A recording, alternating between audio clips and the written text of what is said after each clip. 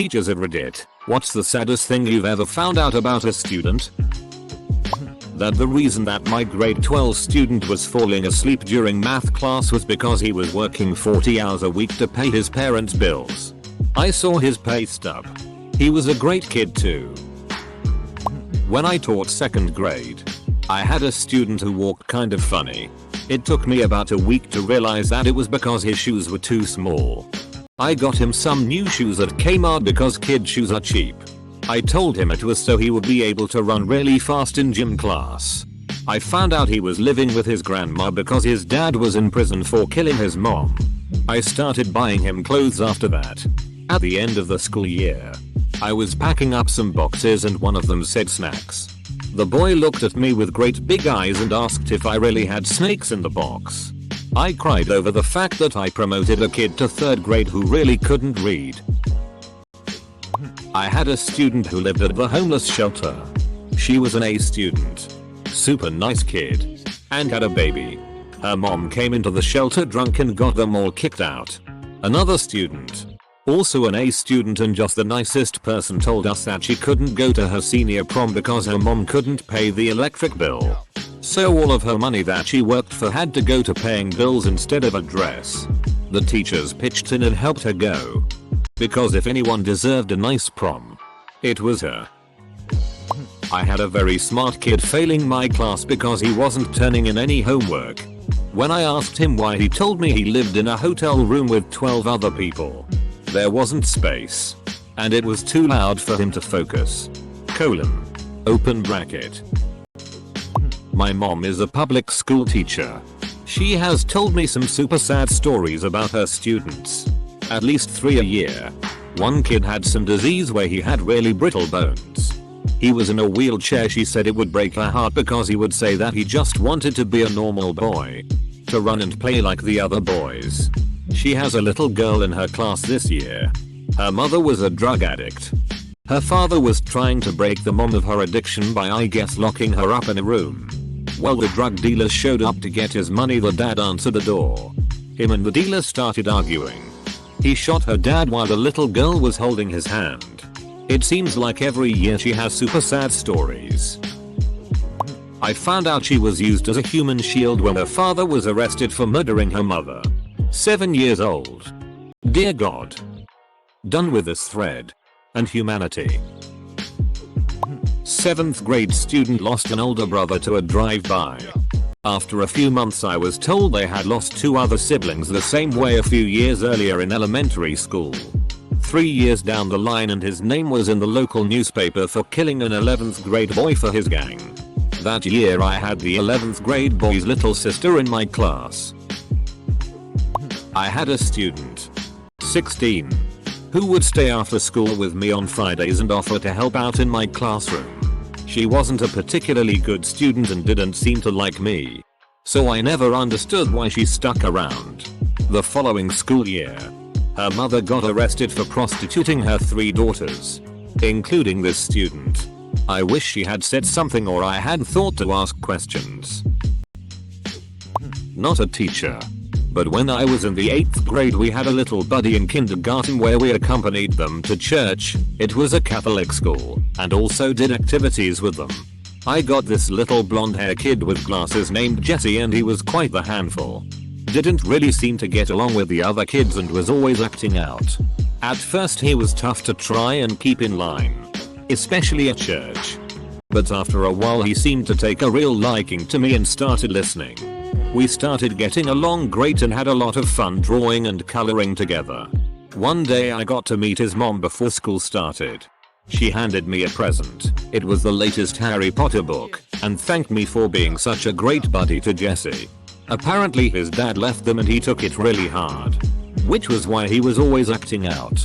She said that she noticed a change and thinks that me being so nice to him had a lot to do with it because he would talk about me to her. I was in a class in middle school where we had to write a short piece on what we'd wish for. One of my classmates had wrote a really good one about how he'd wish his sister didn't die in a house fire when he was very young. The teacher went up to his desk and she hugged him. I would have too because that was real. Yo. I had a student with severe depression and a really crappy home life. Her mom was more interested in partying and sleeping around than being a mom. To prevent her daughter from telling anyone what was going on, the mom told her that she would be taken from her family, locked in a padded room, drugged so she couldn't walk, and kept in a mental hospital for the rest of her life if she told anyone anything. And the kid was terrified. Fortunately, we found a drawing explicitly expressing suicidal thoughts and were able to get her the help she needed before she attempted. We also reported her mom for neglect and the kid was placed with other family members in a more stable situation. One 6th grader told me his father killed his puppy by putting it in the dryer. Another student was living in a 4-man tent with her mother and 2 dogs for months. They put it in a hole with chicken wire around it to keep the dogs from getting out. They ended up going through Hurricane Irene like that. I currently have another 6th grader in need of a place to live because his mom is a drug addict who can't take care of him. She also blames him for DCF investigating because he mentioned his home life to his therapist. Another student was diagnosed with Duchenne muscular dystrophy. It's a disease wherein the muscles turn to jelly from the legs up. People with this disease live up to about only their teen years, up until their breathing muscles hold out. He was 7 then. Mother was dying of breast cancer.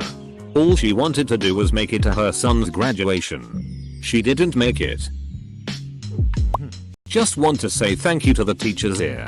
My mom is a teacher and it is impossible not to see the emotional toll she endured taking care of these children who had families who were struggling to get by, or had parents in jail, or simply were not cared for. It can be a very rewarding, but difficult job. Thanks. I'm not the teacher. I'm the kid. When I was a kid I was abused. A few teachers would realize it. Anyways, I never had lunch at school, and I didn't qualify for free lunch, because my mom didn't care enough to make sure I ate. I was probably one of the skinniest, least nourished kids in the school. A teacher found out that my mom just wouldn't give me lunch and food at home was scarce. So she bought me lunch every day I was at school for 2 years. I looked like the Home Alone kid, so the way I repaid her was to do the aftershave scream face to make her laugh. She said laughter was a form of payment, since I refused to take free food she had paid for. I had a student with some minor behavior issues, and also would zone out a lot. He was also incredibly small for his age. I discover later that he was adopted and had a traumatic childhood, born addicted to drugs, etc.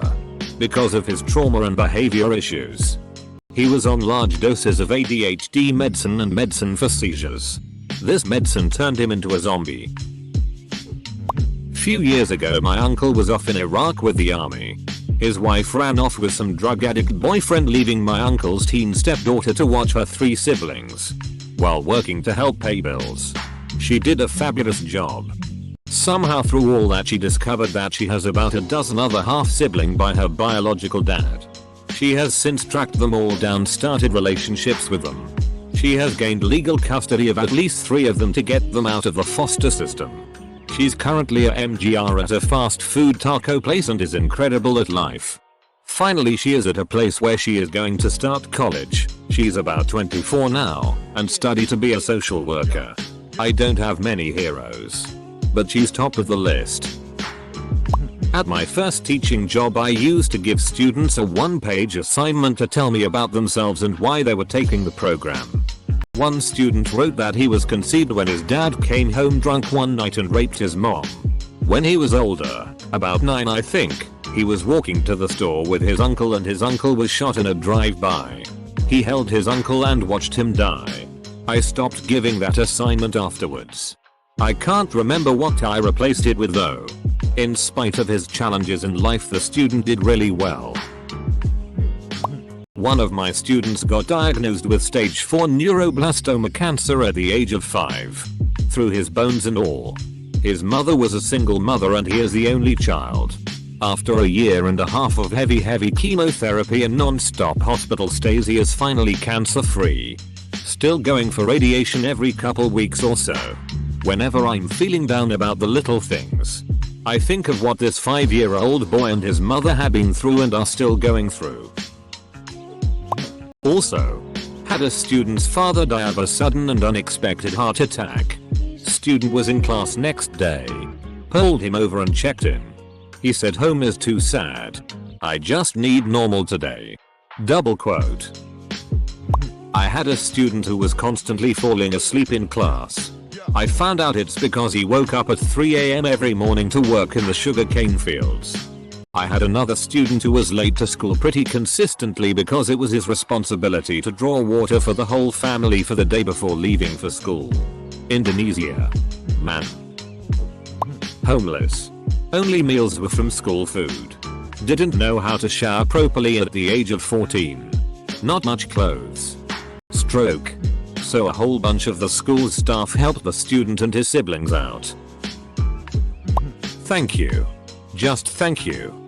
For helping all of these kids through life. You are far better people than I ever will be. I know it's a little off topic. But thank you. I was talking to one of my students' caseworkers and she told me that he was a foster kid who lived in a 1-bedroom apartment with 11 other children. He slept on the floor in the kitchen. Nice as hell if not a touch slow. Tried really hard in school. Just was so far behind by the 7th grade. I kept thinking that this kid only has 2 choices. Jail or homelessness. By far the worst was when I found out my special needs student died in his sleep the prior night. He was the sweetest, kindest hearted kid you could ever know. In fact, it was 4 years ago to the day. R.I.P. Travis.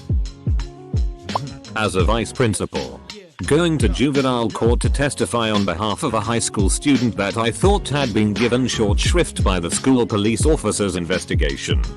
Saw how little time his public defender had for him before being ushered into the courtroom.